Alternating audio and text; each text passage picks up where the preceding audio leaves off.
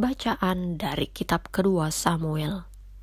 Tetapi pada malam itu juga datanglah firman Tuhan kepada Natan, demikian, "Pergilah, katakanlah kepada hambaku Daud, beginilah firman Tuhan, apabila umurmu sudah genap dan engkau telah mendapat perhentian bersama-sama dengan nenek moyangmu, maka aku akan membangkitkan keturunanmu yang kemudian, anak kandungmu, dan aku akan mengokohkan kerajaannya.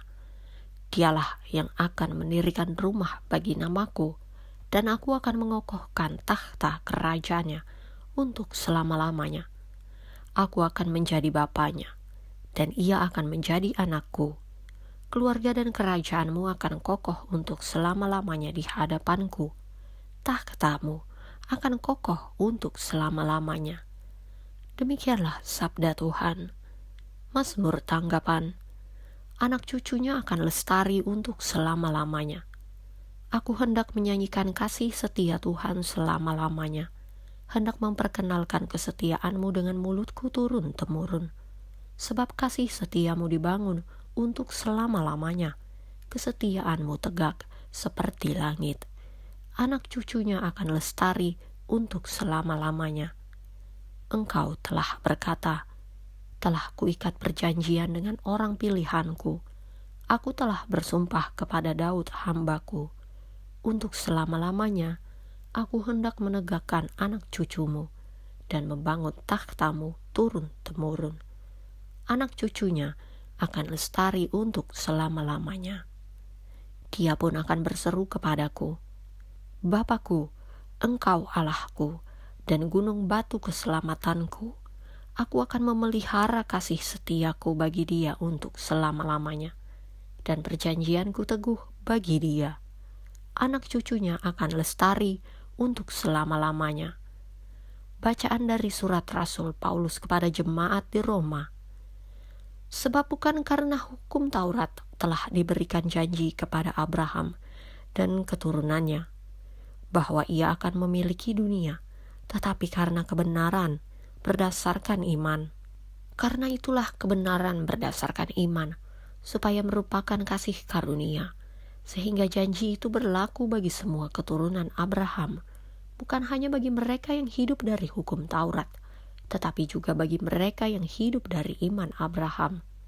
Sebab Abraham adalah bapa kita semua. Seperti ada tertulis, "Engkau telah kutetapkan menjadi bapa banyak bangsa," di hadapan Allah yang kepadanya ia percaya, yaitu Allah yang menghidupkan orang mati dan yang menjadikan dengan firman-Nya apa yang tidak ada menjadi ada. Sebab sekalipun tidak ada dasar untuk berharap, namun Abraham berharap juga dan percaya bahwa ia akan menjadi bapa banyak bangsa menurut yang telah difirmankan, "Demikianlah banyaknya nanti keturunanmu." Karena itu, hal ini diperhitungkan kepadanya sebagai kebenaran. Demikianlah sabda Tuhan. Bacaan Injil menurut Santo Matius. Yakub memperanakan Yusuf suami Maria yang melahirkan Yesus yang disebut Kristus.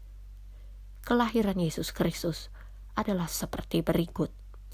Pada waktu Maria, ibunya, bertunangan dengan Yusuf, ternyata ia mengandung dari Roh Kudus sebelum mereka hidup sebagai suami istri. Karena Yusuf suaminya, seorang yang tulus hati dan tidak mau mencemarkan nama istrinya di muka umum, ia bermaksud menceraikannya dengan diam-diam.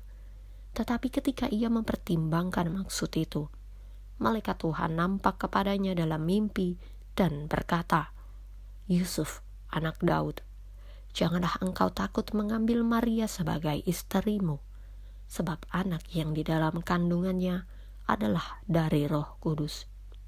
Ia akan melahirkan anak laki-laki, dan engkau akan menamakan dia Yesus, karena dialah yang akan menyelamatkan umatnya dari dosa mereka."